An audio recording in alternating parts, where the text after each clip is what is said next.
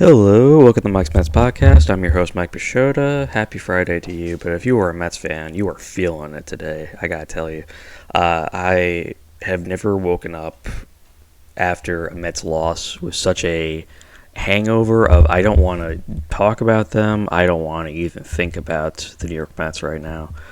It is that bad. It was an absolute dumpster fire of a series against the Atlanta Braves, capped off by one of the most humiliating losses I've ever seen by a Mets team that just completely blew it. And we could talk about. We've already talked about the game one disaster, which saw the Mets squander the lead that they were given in game one against the Braves. The game two loss, not much better. Again, the Mets had a lead going in that game, but again blew it late. And then finally, in this last final game, the Mets had what looked like a pretty commanding lead going into the later innings of this game. They were leading 10-7 going into the bottom of the eighth, and then just let the Braves quietly and quickly dismantle the lead one piece at a time before finally giving up the death blow in the bottom of the 10th to Ozzie Albies, who hit a 3-run home run off Tommy Hunter, who should not have been in this game. And we're going to talk about that for a second. And this is really where we are, because we just saw the disparity in terms of ability between the Mets and the Braves. And it is a vast and sizable amount between these two teams, not just in terms of place standing, but also in terms of how these two teams are equipped to actually deal with the game of baseball, which is that one team is well set up in terms of their bullpen, the offense. The other team is really falling apart, and it's the Mets, unfortunately, who were the latter in that case. And you just have to look at this team. I mean, like, this was a game.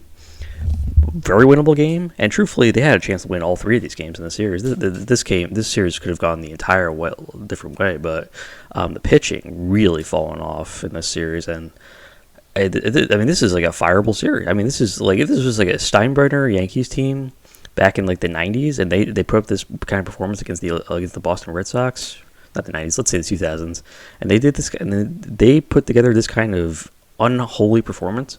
People will be getting fired. This is really bad. I mean, you can't look at it and say other way as to like what exactly happened here. Why were they were so outmanned and so outperformed in this game against a Braves team that at certain stages really kind of like fell apart. I mean, like early on in these games, all three of them, the Brave starters did not pitch well. And in particular, Spencer Strider, and this was a hyped up pitching matchup between Verlander and Strider, basically the ace of the past versus the ace of the future, and everybody was interested to see how it was going to go down. Spoiler alert, did not go well for either pitcher. Verlander, bad. Strider, horrifically bad. I mean, there's really nothing you can really say about this. I mean, he was terrible in this game. I mean, he still struck out his 8 guys. I mean, he's going to strike out. Who's going to strike out? It's basically Nolan Ryan, but he got wrecked in this game. And it was early on when Brandon Nimmo hit the grand slam with 2 outs back in the top of the second. Mets take the 5-3 lead after Verlander had the rough first inning, and I remember when I saw it happen, and I'll give you a blow by blow record of what happened in my mind, which was, oh, he hit a grand slam. That's great. They're not going to be able to hold that up. I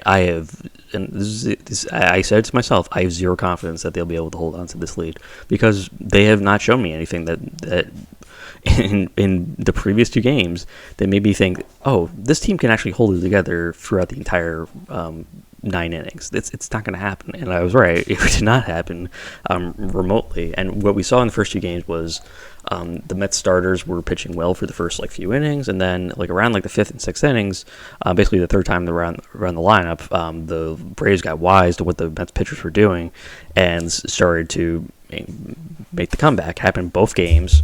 In this game, somewhat also, I guess you could say, but the Mets were able to strike back in this one. So in the going into this game, it was what the yeah, going into the sixth inning of that game, it was the Mets were holding on to it. I mean, by like the skin of their teeth, but they were still keeping together basically at that point. But what we really saw was the Mets falling apart near the end of the game, which was the real problem. And it was the guys that you don't need to start having problems that had the issues, and this was Drew Smith. And Drew Smith it was kind of like a ticking time bomb with Drew Smith, because Drew Smith is an average pitcher. He occasionally has flashes of, oh, that guy's he's looking good. He's striking out guys. He's not walking anybody. And then it all kind of comes back to Drew Smith at some point, and he's like, oh, actually, I'm not a very good pitcher. He will start to get rocked early, and he got hit hard. The other one was David Robertson, who unfortunately was gifted the bad, gifted the loss in this one. I mean, he does not grab the loss, but he deserves it in this case. Blows the save in the bottom of the ninth, and it's one of those things where you're like, you can't blow saves against your division rival, the first place team. You can't do it when you have eked out your lead and you managed to hold on to it. You can't let this kind of thing happen, and they did. And it is a unconscionably bad performance that they have to kind of put out of their minds early. Mets fans don't really have that kind of luxury, basically. This is going to be a lingering. We got swept badly by the Braves. Now, none of these games were blowouts. But honestly, I might have preferred a blowout, because I would have the consistent blowing of the lead and letting Atlanta keep coming back into this. Atlanta has a fantastic offense that you can't really F around with. You just cannot do it. You cannot let these kind of ball clubs just stick around and let them hang around and ultimately screw you over by initiating the comeback. Now, there were some things to like about the Mets in the series. I like that the offense did come to play, and this is kind of the show that Atlanta is basically like a launching pad at this point.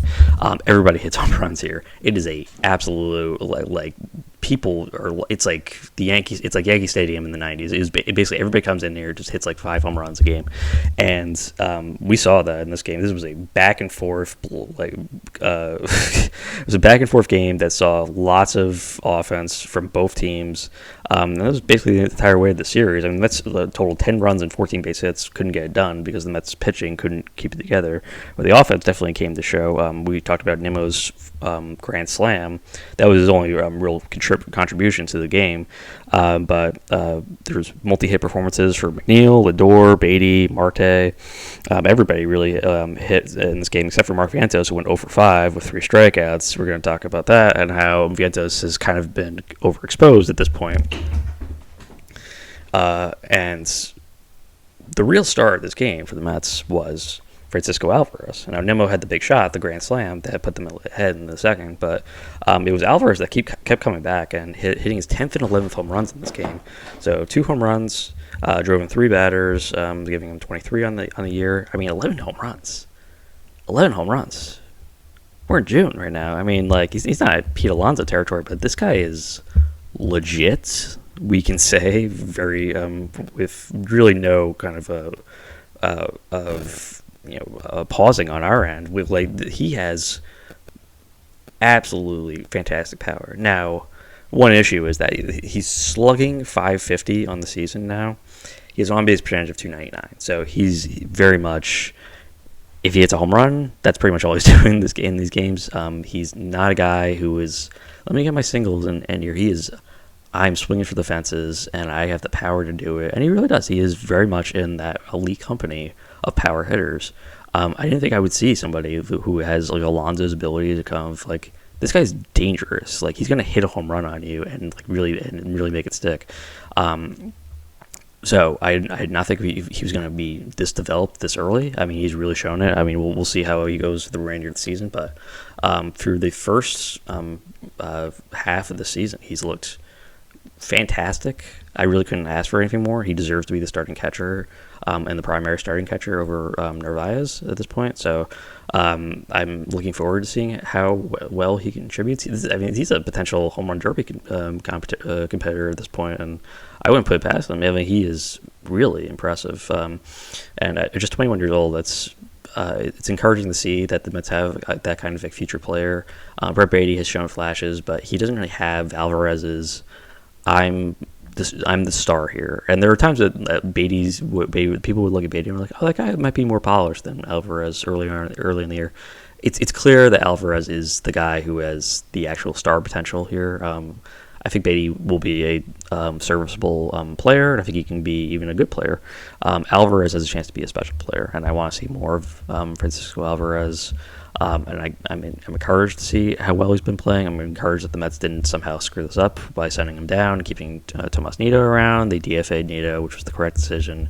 And Alvarez is making it clear to everybody that, yes, I'm very much the starting catcher.